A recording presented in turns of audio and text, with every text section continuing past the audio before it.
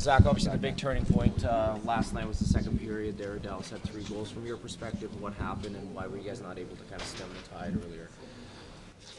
I mean, it's playoff hockey. There's momentum shifts. You just have to do a better job of managing them, obviously. It was a great first period for us. They pushed back, as you'd expect any good team to do. That's, as far as we are now. So we just didn't push back quick enough. They obviously got 3. I like the way we finished the second. It gave ourselves a chance to go out and win a period, and obviously we weren't able to do it. Yeah, I mean, every team's going to push at certain points in the game. Obviously, you want to make those as short as possible.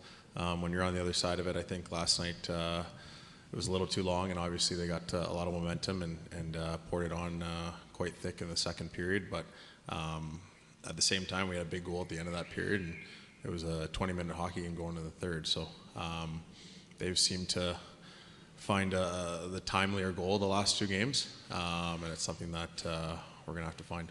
First period, we were on our game. We were controlling the pace. We were controlling the game. Then they pushed back, and then they're imposing their game on us, right? So I think it's getting back to when that happens, just simplifying things and making the right play and getting it behind them, slowing them down, and then the momentum shifts, and then you can start to take over. And yeah, I think it's just about getting, and whoever can get to their game the longest wins. Last night, I just thought we got away from our game. I don't want to take any away from Dallas. Obviously, they played a much better period in the second period than they did in the first. But I look back at what we were doing. Yeah, there's some things that we weren't doing in the second period that we were in the first. And it just small little details.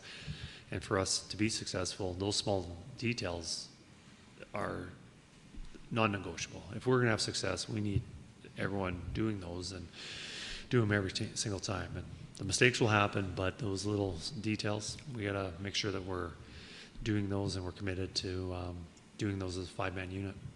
I mean, the key to the playoffs and having experience is understanding that not every game is going to go on script and being able to manage emotions through a game, right? I think after the first, you come in the room and you're ecstatic with how the period went, right? And they're probably the opposite. They're like, they're not happy with how the period went. And then, halfway through the second, they score 3 goals in 4 minutes and they're ecstatic and we're like, what just happened?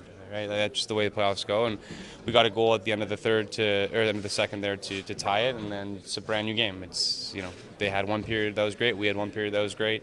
We flushed it, and it's like, let's go win a period. And obviously, I thought it was close third. Like, they got the goal, we didn't. Closing out games in the third period was kind of this team's bread and butter in the regular season. In the playoffs, you're 0-4 in games that are tied after 40 minutes. Can you kind of pinpoint what the difference is right now compared to the regular season?